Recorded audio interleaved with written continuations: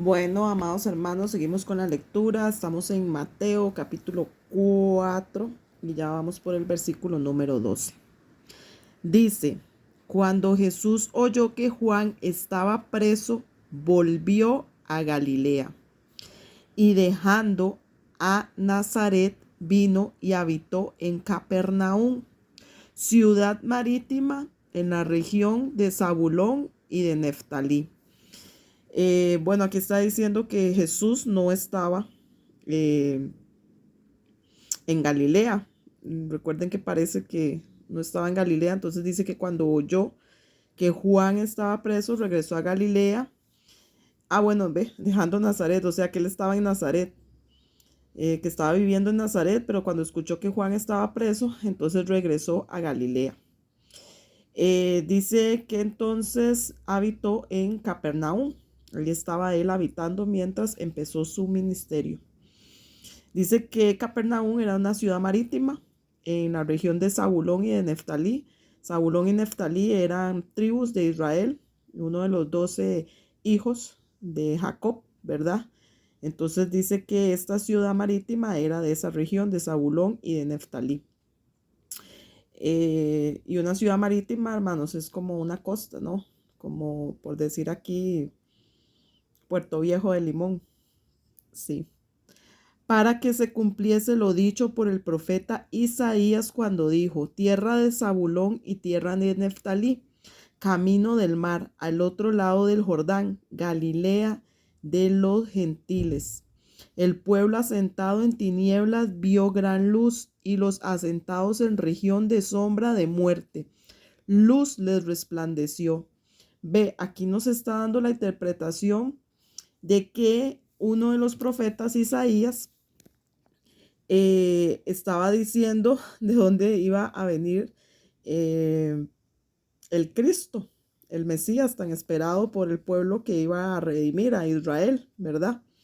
Entonces, esta es la interpretación, ve todo lo que dice, pero ve cómo sucedió. O sea, el maestro dice que le llamaban el maestro de Galilea. ¿Por qué? Porque el maestro volvió a Galilea, estuvo en Galilea, mas no nació en Galilea, ¿verdad? Entonces, también decían que iba a venir de Nazaret, pero recordemos que él no nació tampoco en Nazaret, sino en Belén. Entonces, por eso hay que prestar muchísima atención siempre a la lectura. Por eso siempre hay que escudriñarla, ¿ve? Para poder entender qué es lo que sucede. Y ahora a nosotros en nuestro tiempo hay que escudriñar la palabra para ver su segundo regreso, para que no nos agarre ese día como ladrón de noche, dice, sino que estemos velando, que estemos apercibidos, para que aquel día podamos estar limpios, para que aquel día hayamos podido haber dado nuestros frutos, para que aquel día podemos estar gozosos y la ira de Él no caiga sobre nosotros. Por eso hay que leer y escudriñar cada palabra, cada cosa que dice, porque aquí especificó tierra Zabulón y tierra de Neftalí. Dice que Capernaum era una ciudad marítima, ¿ve? Camino del mar, al otro lado del Jordán. O sea, era una ciudad que estaba al otro lado del Jordán, pero que tenía mar. Galilea de los gentiles, Galilea donde fue a habitar el maestro después de que se dio cuenta que Juan estaba preso. El pueblo asentado en tinieblas vio gran luz, o sea que este pueblo asentado en tinieblas, que era Galilea, vio gran luz, la luz de Jesús.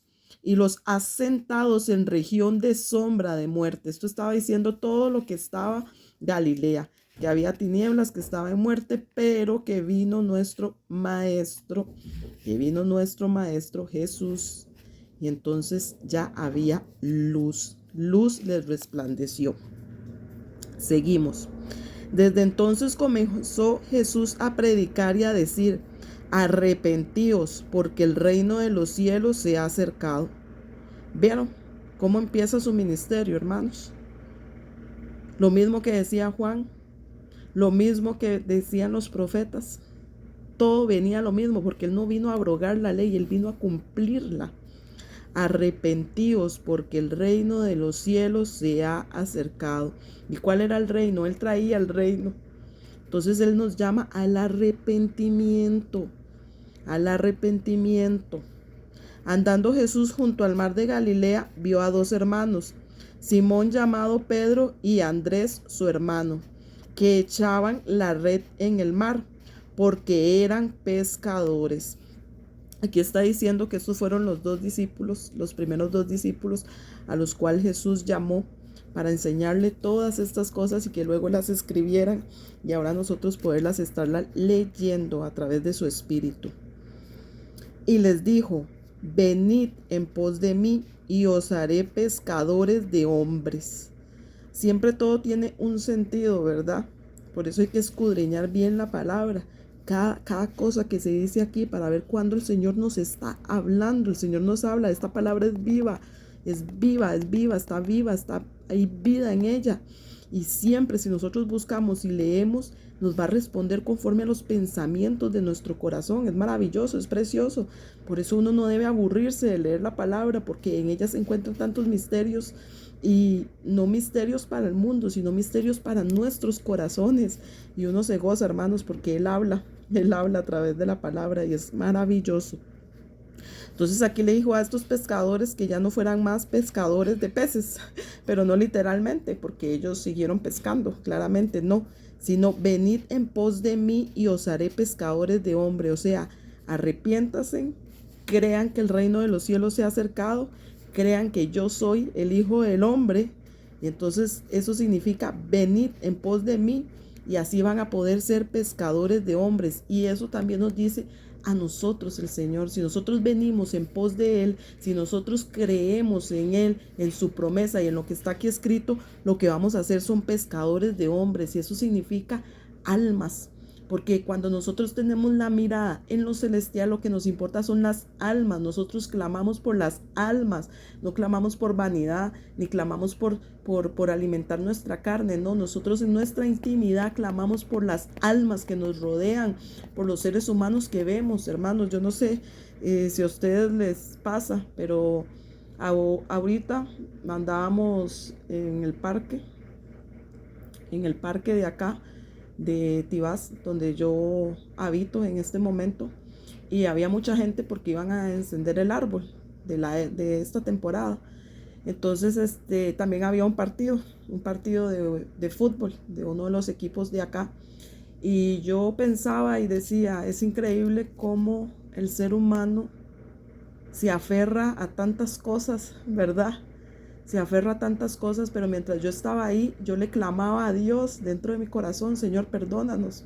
Señor, que por favor procedamos al arrepentimiento, porque mi mirada tiene que estar en lo celestial, y yo sé que eso es lo que le agrada a Dios. Entonces yo no estaba pidiendo, uy, ojalá que gane tal equipo, uy, ojalá que este árbol se encienda ya.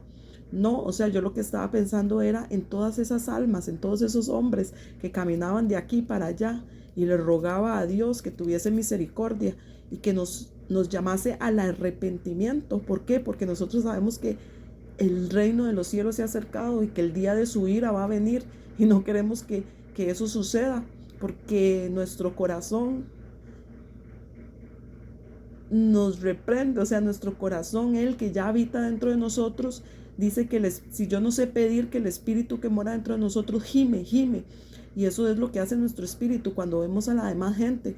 También cuando nos montamos en un bus, cuando estamos en un supermercado, cuando vemos quizás un programa de televisión o alguna red social, lo que nosotros debemos hacer es clamar al Señor y pedirle por esas almas que estamos viendo, para que procedan al arrepentimiento, hermanos, para que todos estemos en aquel gran día, en las bodas del Cordero. Eso es lo importante, eso es la celestial. ¿Por qué? Porque la oración del justo puede mucho. Y ustedes saben cuántas veces el Señor perdonó al pueblo de Israel cuando un justo clamaba por misericordia, porque eso es lo que es Él, misericordioso. Entonces dejemos de estar perdiendo el tiempo pidiendo cosas vanas, sino pidamos para que procedamos al arrepentimiento. Ellos entonces, dejando al instante las redes, le siguieron. Entonces, hermanos, dice, ellos entonces, dejando al instante las redes, le siguieron. No está diciendo aquí que cuando llamó a Pedro y a Andrés, ¿verdad? Dijeron, bueno, déjenme terminar esto que estoy aquí y ya después le seguimos. No dice que al instante. O sea que si a usted el Señor le está llamando hoy, arrepiéntase hoy, al instante, hoy.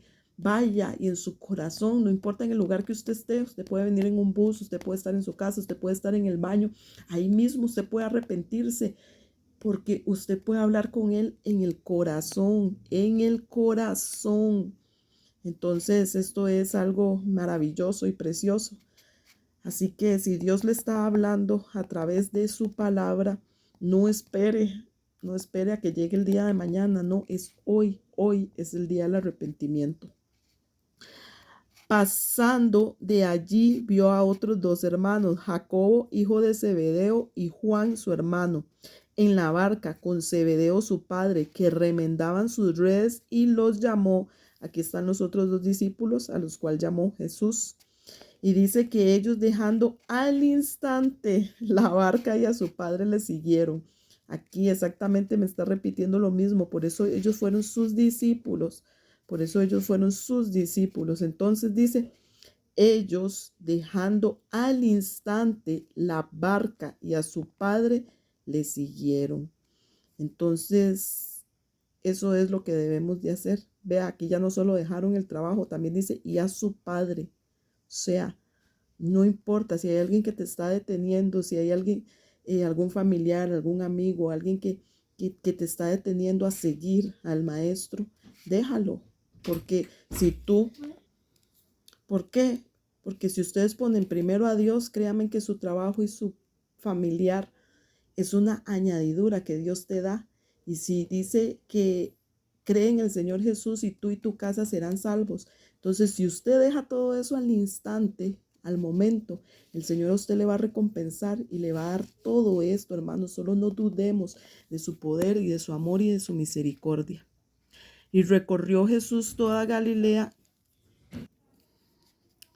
Perdón, tuve una pequeña distracción. Y recorrió Jesús toda Galilea enseñando en las sinagogas de ellos. Sinagoga es un templo. Y predicando el evangelio del reino y sanando toda enfermedad y toda dolencia en el pueblo. Entonces aquí el Señor llamaba al arrepentimiento, que esa es la predicación del evangelio, y así él empezó a demostrar que él creía por todo lo que ya él había leído en la Torá, en la ley de Moisés, en los libros de Moisés. Entonces dice que sanando toda enfermedad y toda dolencia en el pueblo. ¿Por qué, hermanos? Porque cuando usted cree y se arrepiente, sus pecados son perdonados. Y el pecado es el que trae enfermedad y el que trae dolor, el que trae persecución, el que trae temor. Pero si usted se arrepiente y confiesa su pecado, Dios le perdona y entonces ahí proviene la sanidad y quita todo dolor. Y esto es lo que venía a hacer a enseñarnos nuestro Señor. Y dice que nosotros también podemos hacerlo porque nosotros también somos hijos de Dios. Entonces vea el poder que tenemos a la hora de que creemos en Él, a la hora de que procedemos al arrepentimiento y que cumplimos y amamos sus mandamientos. Y se difundió su fama por toda Siria, y le trajeron todos los que tenían dolencias, los afligidos por diversas enfermedades y tormentos, los endemoniados, lunáticos y paralíticos, y los sanó. Y le siguió mucha gente de Galilea, de Decápolis, de Jerusalén, de Judea y del otro lado del Jordán. Hermanos, el Señor Jesús, lo vamos a ver más adelante, pero el Señor Jesús nos dijo que nosotros, sus discípulos, los que creemos en Él, no algunos ni cualquiera, no todos los que creemos en Él, tenemos el poder de hacer esto. Tenemos el poder de hacer esto. Vea, de sanar, de quitar, de echar demonios, tormentos, enfermedades, lunáticos, paralíticos, todo. Si creemos realmente que somos hijos de Dios y que nuestro Señor es nuestro hermano mayor y que Él es nuestro maestro y nos enseñó. Así que unámonos en oración, hermanos, y creamos lo que está aquí, pero primeramente debemos arrepentirnos, dejar todo en este momento.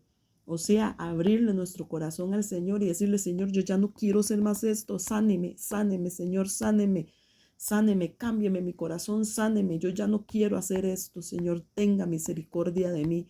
Y créame que nuestro amado Señor le va a escuchar.